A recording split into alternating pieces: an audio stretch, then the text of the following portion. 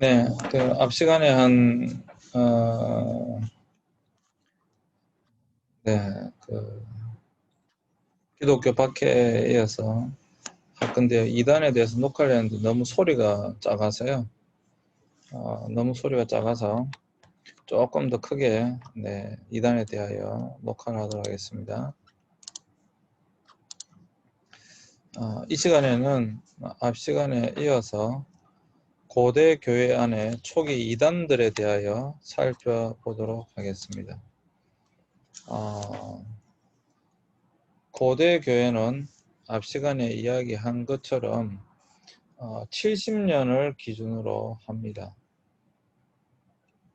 AD 70년을 기준으로 이 앞에까지는 초대 교회라고 하고요. 여기서부터 이제 고대 교회라고 합니다. 근데 AD 70년에 어떤 일이 있었냐 하면 예루살렘 함락이 있었습니다. 로마의 타이투스 장군에 의해서 성경에 디도라고 되어 있지만 타이투스 장군에 의해서 예루살렘이 함락됩니다. 이때로부터 이스라엘은 나라 잃은 국민으로 오랜 세월 동안 흩어져 살아갈 수밖에 없었어요.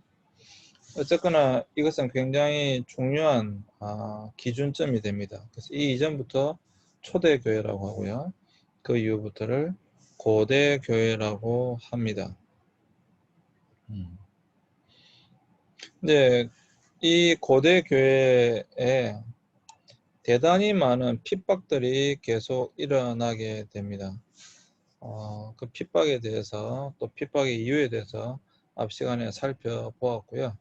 이 시간에는 이 기간 동안에 물론 그 이전에도 없었던 것은 아니지만 특별히 이 기간 동안에 대단히 많은 이단들이 나오게 됩니다. 그래서 고대 교회는 박해에 대처하면서 다른 한편으로 이단에 대처해야 했습니다. 사실 이 이단은 그때 당시 있었던 이단이나 지금 있는 이단이나 별로 다르지 않습니다. 이단의 이러한 주장, 원리들은 그때나 지금이나 거의 동일합니다. 많은 사람들이 왜 너희는 우리를 이단이라고 하느냐, 또는 그러한 것을 이단이라고 하느냐. 이번 코로나 사태 때문에 여러분 신천지라고 하는 것은 많이 들어보셨을 겁니다. 왜 신천지를 이단이라고 하느냐, 이런 식으로 질문을 하는 겁니다.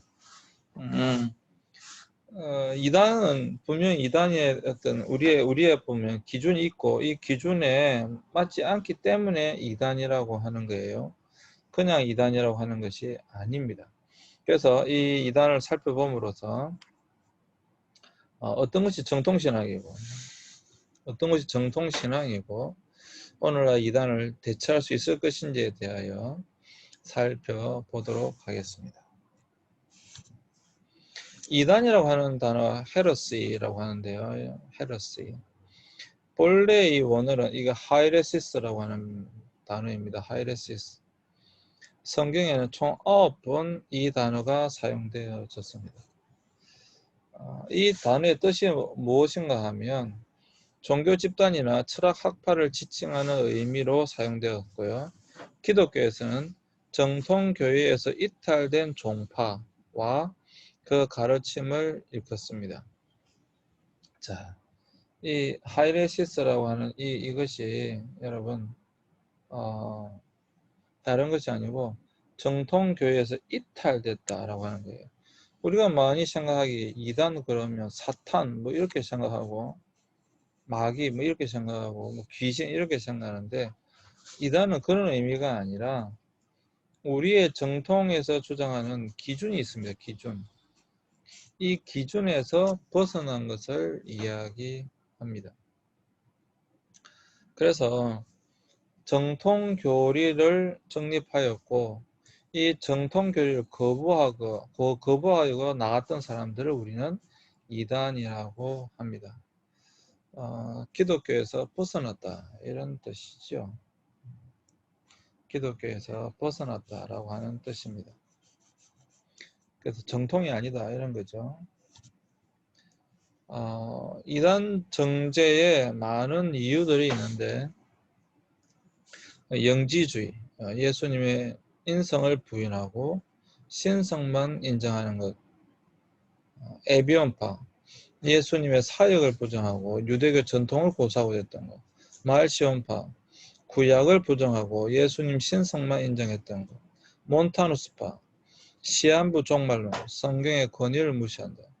아리우스파, 삼위일체를 부정하고 그 다음에 사빌리우스파, 또 삼위일체를 부정한다.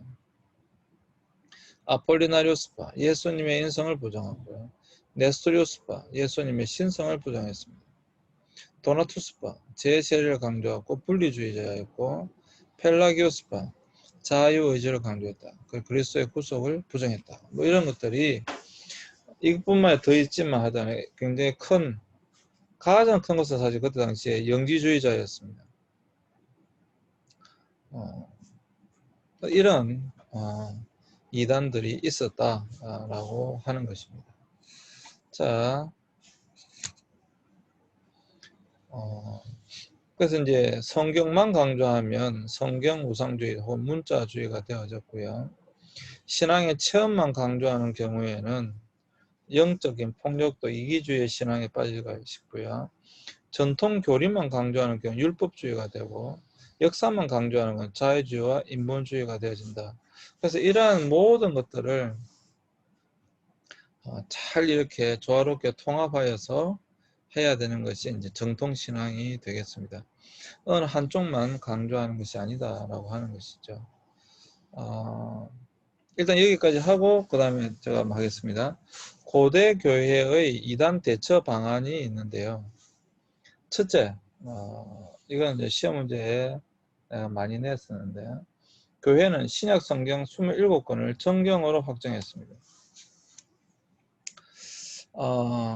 사실 오늘날 우리가 쓰고 있는 신약 성경 27권을 정경화 작업이라고 하는데 정경화 작업을 통해서 오늘날 우리가 쓰고 있는 27권을 정경으로 확정한 그 배경에는 이단이 있었습니다.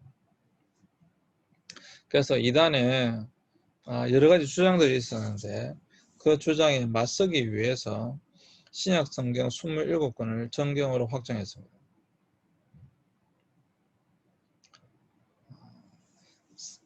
이것을 정경으로 확정한 것은 397년 카르타고 공의회였지만 이미 그 이전에도 지금 우리가 쓰고 있는 신약 성경 27권은 권위를 지닌 성경으로 사용되고 있었습니다.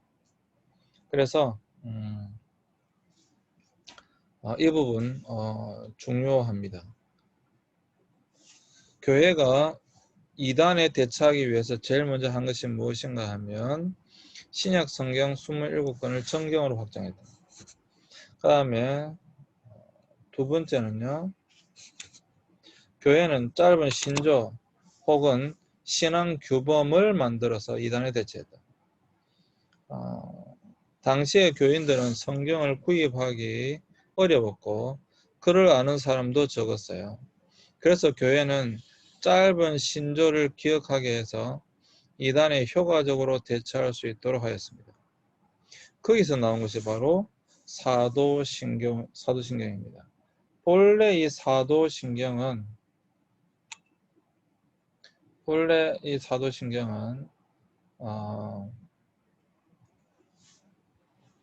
니케아 신조가 가장 원조입니다.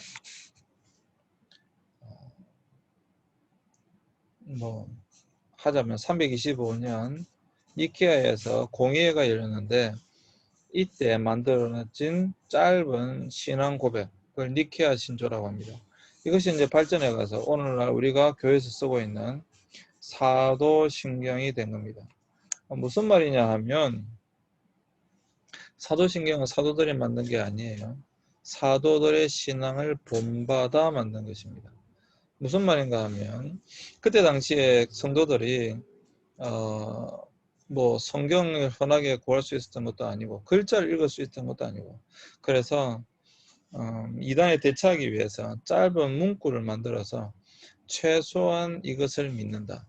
여기서 벗어나면 잘못된 것이다 라고 하는 성도들을 위하여서 이런 짧은 신앙 고백을 만들어내었던 것입니다. 그것을 사도신경이라고 합니다. 본래는 니케아 신조가 원조입니다.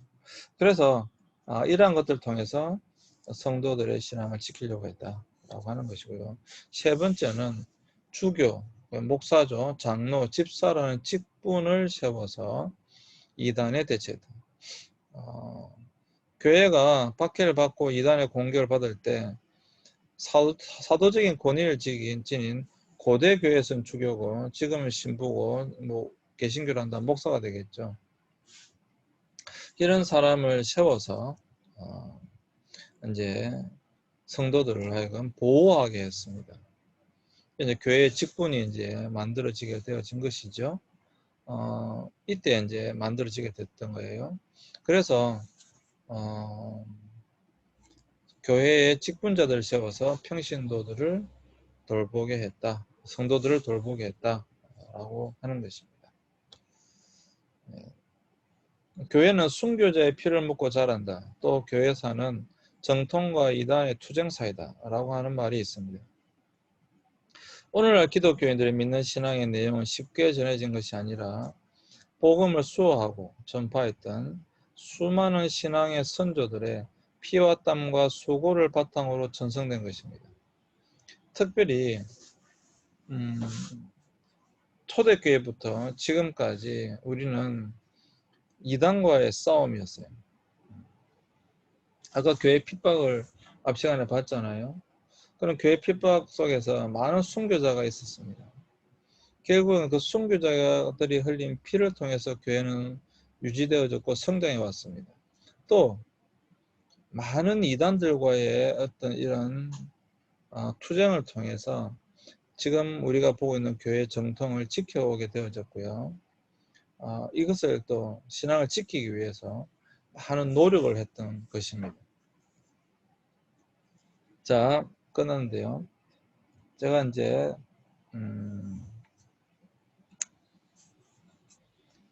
따로 여러분들에게 이단에 대해서 설명을 드리도록 하겠습니다. 이단.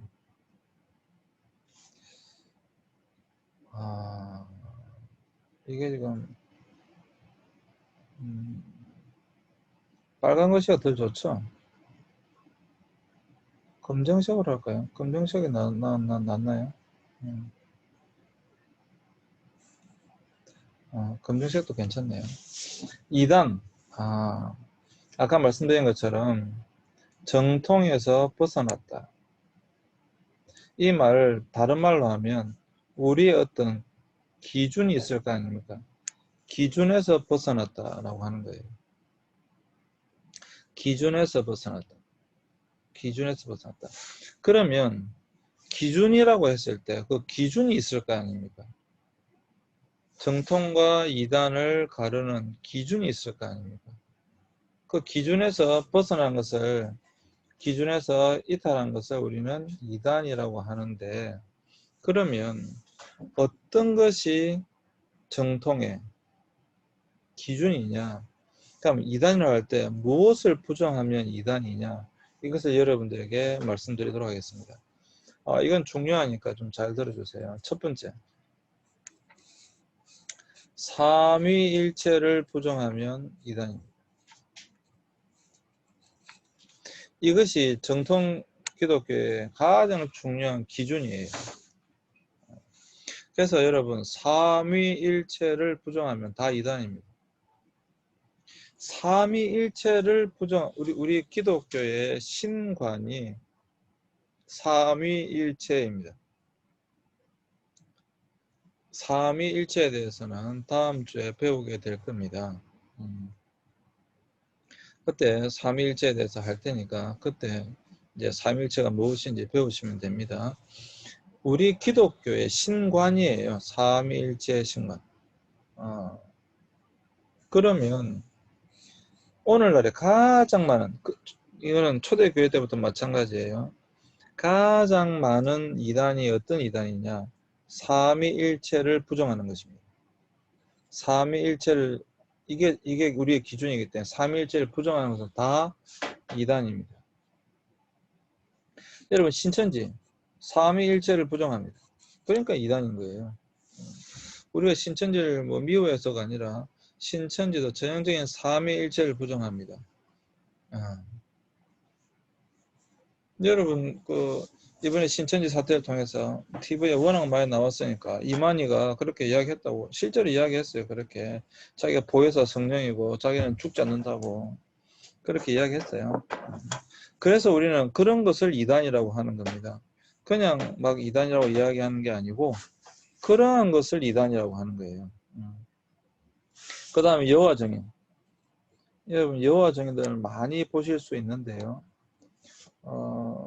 여호와증인은 내가 청년 시절에도 굉장히 사실 뭐 학교에 문제가 많았어요. 어쨌거나 이 여호와증인도 삼위일체를 부정합니다. 하나님의 교회, 여러분 하나님의 교회 주위에 많이 있는데 김천에도 있죠. 하나님의 교회 마찬가지입니다. 삼위일체를 부정합니다. 지금 있는 장길자 하나님의 어머니라잖아요. 그러니까 하나님의 어머니를 믿는 교회, 하나님의 교회. 아무리 뭐 선한 행동을 많이 하고 뭐 이런 게 중요한 것이 아니고 이단이냐 아니냐라고 하는 것은 이 기준에서 벗어나면 그건 다 이단입니다. 그래서 이제 신천지나 여호와증인 하나님께 많습니다. 또 이거 말고도 대단히 많아요. 그런 것을 이단이라고 합니다. 자, 두 번째 성경, 우리가 가지고 있는 지금 이 성경, 아까도 말씀드렸다시피 이단 대처 방안에 성경을 정경화했다 이렇게 나와 있잖아요. 지금 우리가 가지고 있는 성경에서 더하거나 빼면 이단입니다. 그러니까 우리가 이제 기독교라고 할 때 우리가 가지고 있는 이 성경은 그냥 만들어진 것이 아니에요. 굉장히 긴 시간 동안 오랜 노력에 통해서 오늘 우리가 가지고 있는 이 성경으로 완성되어진 거예요. 근데 여기에서 더하거나 빼거나 이렇게 하면 이제 이거는 이제 우리 이제 너희는 나와 다르다 이렇게 되는 거예요. 이제 이게 기준이기 때문에 그런 겁니다. 대표적인 게 이제 몰몬경이 있죠. 네, 몰몬경이 있죠. 뭐 다른 나라 갈 필요 없이 우리나라에도 있는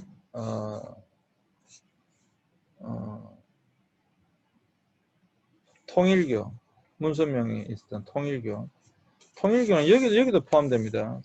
자기가 하나님 아버지라고 했으니까 뭐 통일교 자기 나름대로 성경을 가지고 있습니다. 뭐 이런 식으로